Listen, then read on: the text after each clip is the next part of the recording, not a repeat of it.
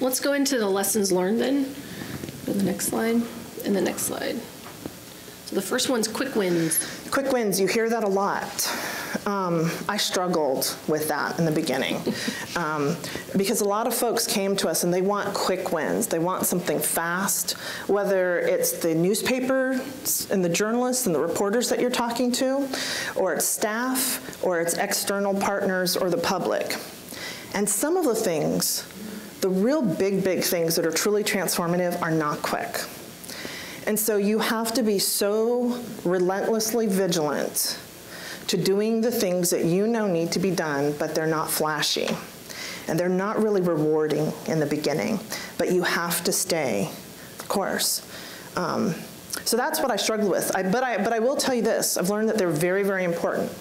So one of the things that we did is we might talk about service-based budgeting, and we knew that that was going to take a couple of years.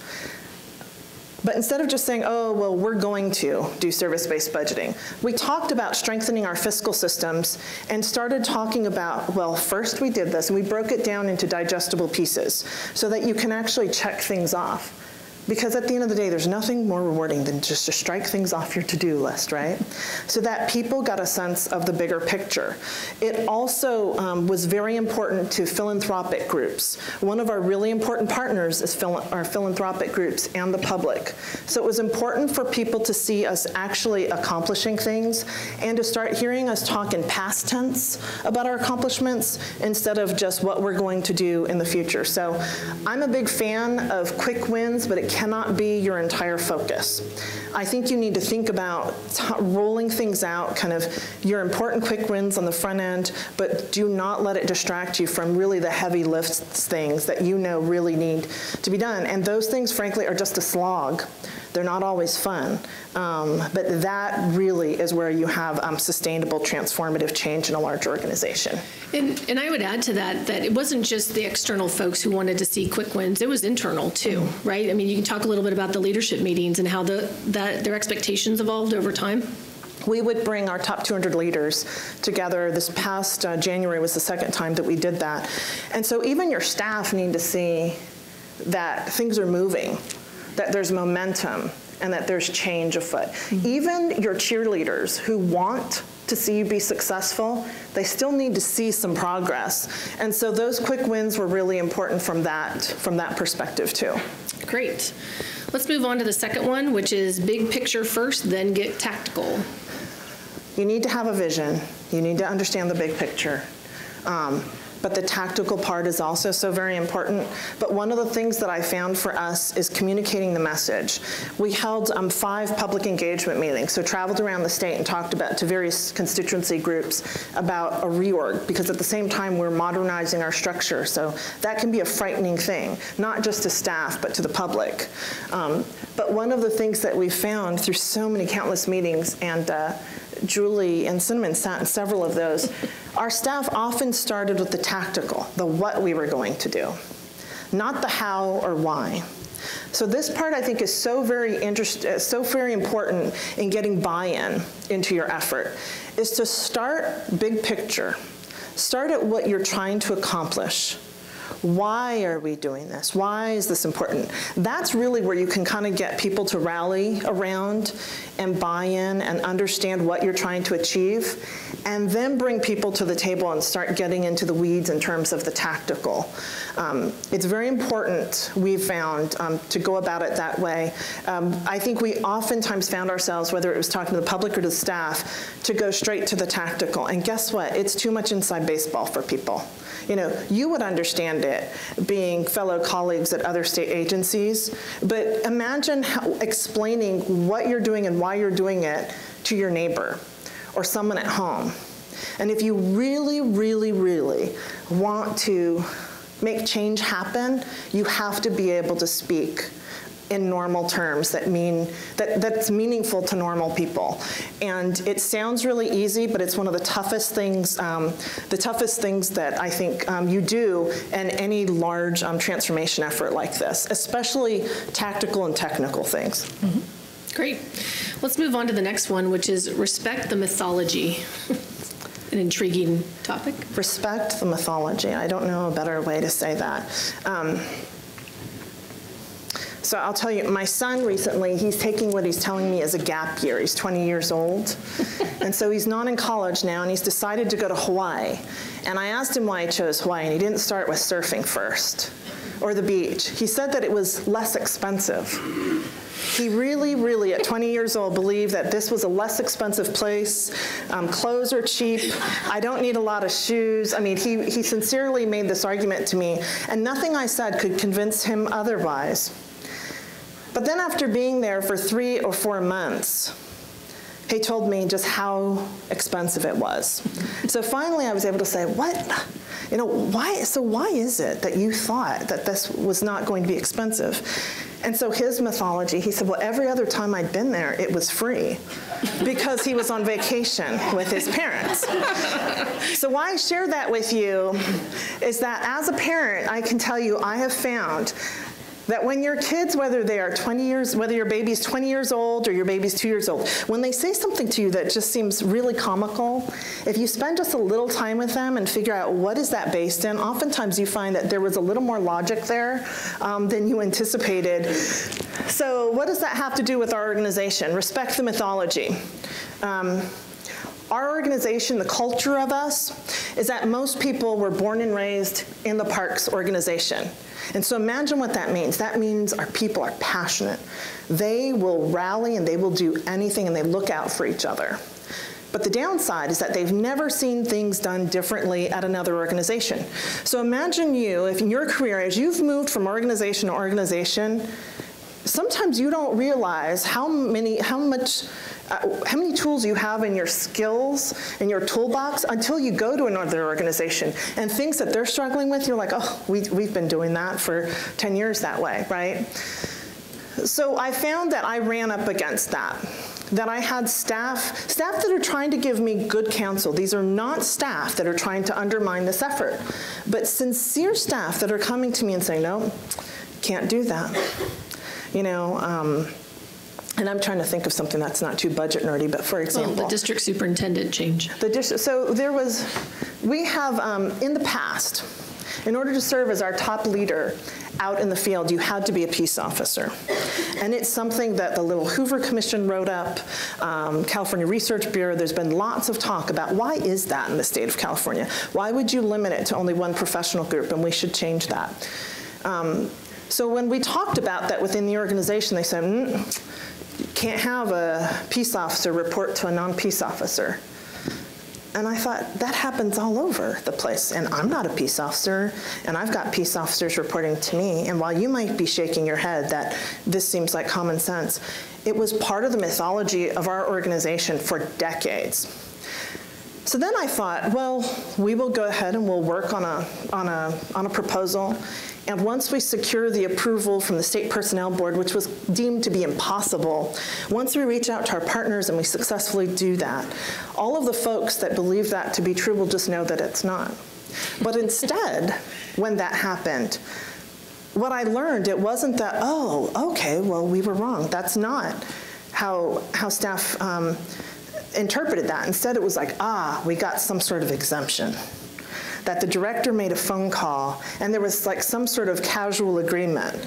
And I realized that is not a good thing for people to think, because that doesn't get to really transformative, sustainable change. So instead I had to, on that issue, for example, think about, okay, in this organization, who is credible to these folks? And directors, let's be honest here, right? Directors are credible, but directors come in with big ideas, right? And oftentimes you feel like, they're not really grounded in reality. And so I had to think about who is the credible individual, and it was our chief counsel. Our folks are very used to getting legal opinions. So I asked our chief counsel in our legal shop, I want you to go out there to do a paper for me on kind of peace officer reporting structure. And I want it to be memorialized in a document that will outlive me. And so these folks can see that for a couple of reasons. One, it's really important to them, and you shouldn't just dismiss it. You really need to take the time. And the other is that they need to see it from someone that's very credible to the organization, that's somebody that's recognizable to the culture of the organization. And I think I learned that, to not skip over those types of things, to really take the time on those types of things. And also it helps in terms of your credibility as a leader, that they see that you're hearing them, that what they think is important, and that it's important that they're a part of it. And if you're just skipping over things and moving at lightning speed, you think that you're moving very quickly, but if you're alone at the end of the day, you're really at the end of the day not really changing things and changing the organization. So you need to take the time to bring people along. Great. Let's move on to the next one, because the culture is the name of the game here. Know the culture. So I think you've heard me talk a lot about that. Know the culture. I don't think I respected this as much as I should have when I first started. And I was describing this to someone, I kind of think of it as kind of your navigation system. If we all decided today that we wanted to go to Disneyland, and we type Disneyland into our navigation system, the next thing it's going to ask us, it'll show us Disneyland on the map, but it can't give you guidance or directions unless it knows where your current location is. And if you don't know the current culture, then all the visioning in the world is really just a thought exercise. You can imagine where you want the organization to be. You can imagine what the priorities of the organization should be, and you can travel the state and talk about what's important and what we should do. But if you don't understand and respect, too, not just understand, but actually respect where the dedicated staff that have been there way longer than you have, where they are, kind of have situational awareness and respect it and understand it and take the time and let them see you take the time. And then you start speaking in their language and use the terms that are important to them, then I think that too, then you can't get there. Because if we don't know where we are, we'll never get to the happiest place on earth, right, to Disneyland. And how did that reflect itself, not just from the director's standpoint, but from other leaders in the organization who maybe had been there a longer time? How did they have to shift from a culture standpoint? I'm not sure what you're talking about, Jill. Well, I'm just thinking in terms of the deputy directors, in terms of how they, as all this change was happening, they had to get on board as well and message things differently, right? You know, I think it's about to really, so I'm a charts and graphs kind of girl. If you show me a chart and graph, that can motivate me to change. But I've learned most people, well, maybe if you're in this conference, you have a tendency to be motivated to change through and act based on charts and graphs. But I have found that most people are not wired that way. And so I think when we first started this effort, and I think if this is not where you're going, Julie, just divert me. But when we first started on this effort, I like to look at graphs of the general fund conditions and all of the nerdy budget documents, right? And it's not nearly as impactful as just really being sincere. So when we talk about having these meetings of the top 200 leaders, I will tell you that I have had to change how I speak to staff and how I manage. How I managed at the Department of Finance and how I was as a leader was vastly different than how I am at a department like of this size. And I suspect that you may not be the leader of a 3,000 person staff organization, but I bet that it applies to any group of people that you're trying to motivate to move in a certain direction. Yeah, that you have to customize it. That's right. And it goes into the next point, too, which is around control agencies and how you can help provide a better relationship with the control agencies to get what you want by asking, by bringing them on board. So control agencies, we said control agencies can be your friend.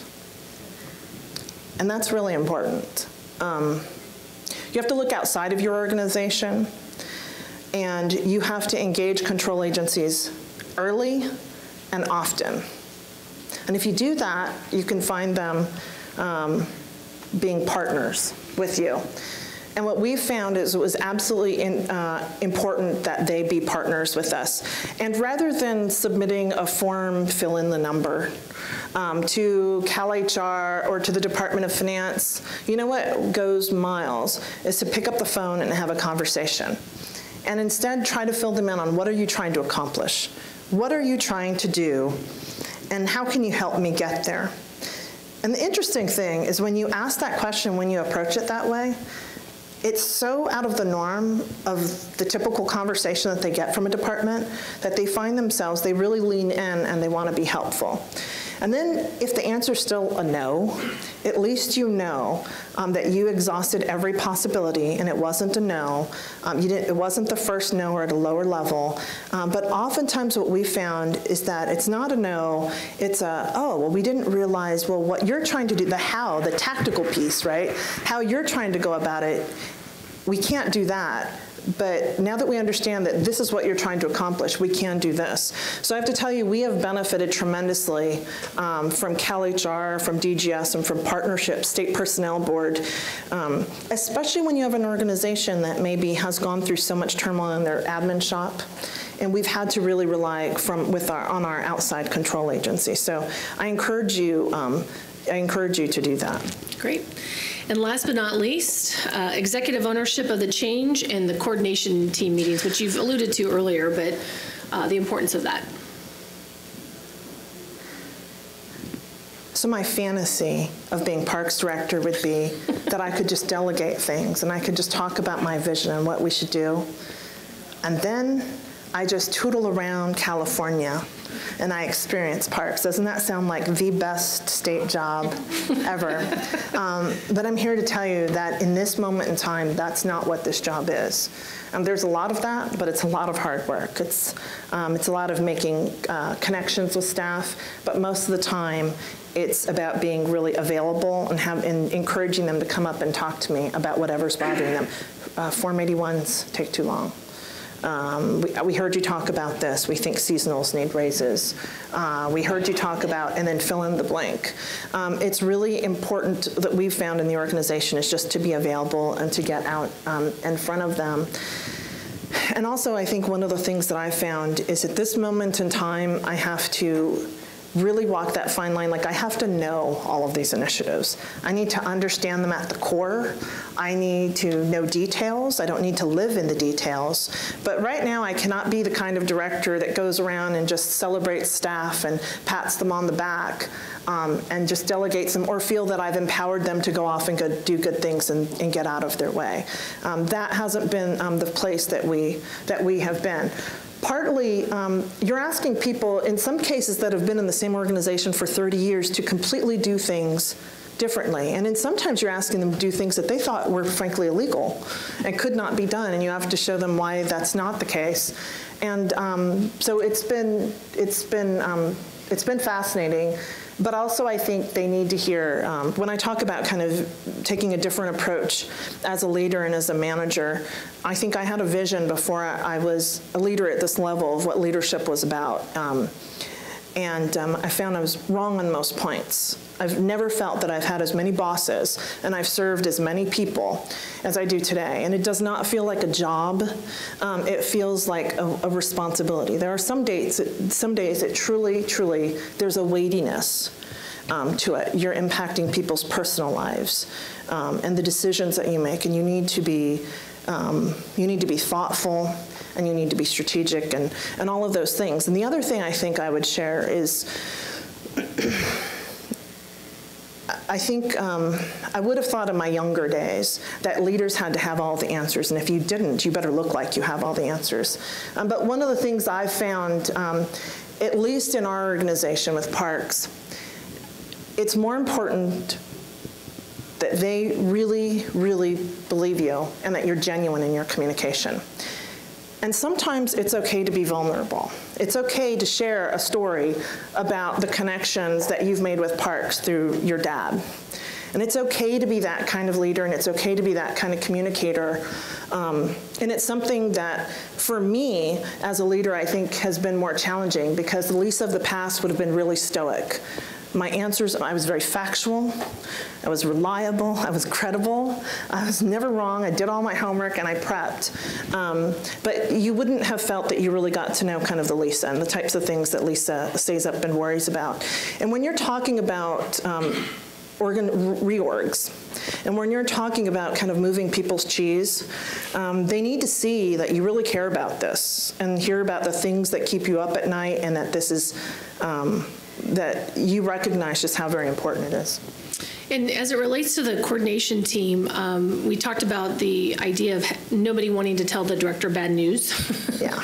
And so having this forum to be able to discuss issues and challenges.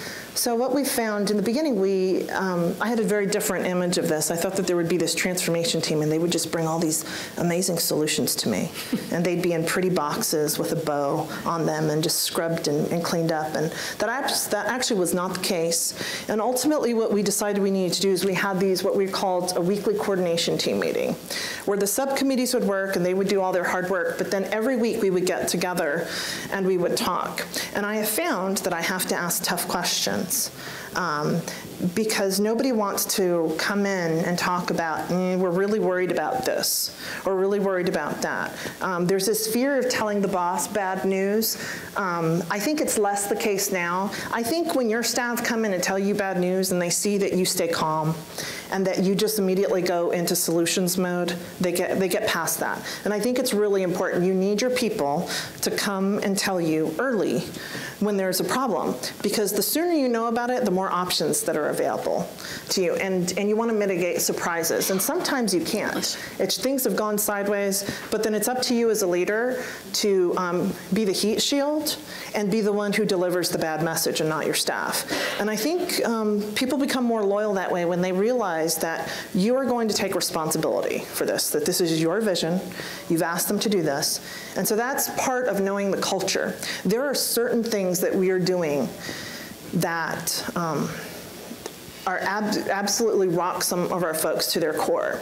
And you have to know what those things are, and sometimes you have to be in and you have to make sure that you're the one delivering the message and kind of give people support, because these folks all have to work together in the next meeting in the next hour. And so that's, I think, the part of kind of the sociology and the anthropology of state government in a large organization and how you actually get things done.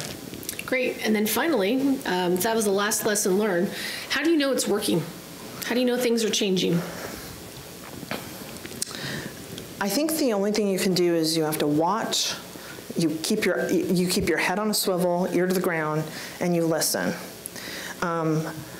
We have a lot of work to do. You know, I'm not a leader standing before you telling you how everything's hunky-dory and we're done. This is a journey for us, but I will tell you that you have to spend a lot of time with not just the believers. You have to spend a lot of time with the folks that don't believe, and that's not always comfortable. You hear things that are not always flattering to the organization, but the challenge too is to not be defensive, and to go in and to listen. And you know, there have been things that we've heard, especially in these public engagement meetings, and we've had staff engagement meetings on this effort. And Julie could tell you, I mean, we have regrouped and gotten in those coordination meetings, and we've changed course based on some of the feedback that we got. And that was also important for our staff. One of our first big contentious public engagement meetings, you know, which was a group of individual stakeholders that were considered to be very rambunctious, very passionate. And, you know, we got in the room with them. It was from 6 to 9 p.m., right? We had this meeting, and afterwards, like a couple days later, we had our next coordination meeting, and staff just kind of started talking kind of where we left off the last time. And I said, well, wait a minute. These are the things that we heard, and what do we think about that? I think even for us as an organization, it kind of surprised our staff that, wait a minute. You mean we're doing genuine engagement here? Like, we're actually going to sit down and talk about what we heard and talk about the why of it, right? And not all of our problems are solved through changing boxes around and reorganizing things. Some things are as simple as, you know, make sure that there is a Division of Boating and Waterways representative invited to the table when you're making decisions about X. You know, there's some simple things that we needed to do. I spent a lot of time out in the field, and I'm hearing less noise about certain things that I always heard. I felt like we were talking about all these big picture things, and I would get in front of staff, and all I heard about was the 81 package process. Or PCA codes being turned on, you know, all these technical things. This last couple of weeks, I've been out in front of them, kind of the lower level staff, and I'm hearing things echoing back to us. Oh, can you tell us more about this project? Can you tell us more about that project? We also, every Tuesday, are doing what's called Transformation Tuesday, for our comms office is pushing out notices and highlighting some transformative efforts. We also are doing transformation change agents. Where we selected rank and file people out throughout the decentralized system throughout the state of California, and we would have monthly calls and meetings because we found communication, that some people like to read an email, some people want detail, some people want high level, some people need to hear it 3 times. And some people want to hear it from the director and only the director. And so we have found that we have had to be really, really strategic about getting the message out. And then also, to be honest with you, I think there's nothing like the director just needs to get in front of people. And in an organization like us, where we have 21 districts around the state of California, it just requires you to get out there as a leader and just to spend time, and not just you talking at everyone, but going on a tour, letting them kind of just the walk and talk has been really important. Great. Well, that's the end of the lessons learned and the observations about the transformation team. We're at the end of time, so we're going to put up here, can you put our contact information? Here's our contact information for both Lisa and I. We're happy to answer any questions right now, but I know folks are going to transition to other sessions as well. So in closing, thank you for being here. Thank you, Director, for sharing your insights. We really appreciate it. Hope you found it valuable. Thank you. Thank you.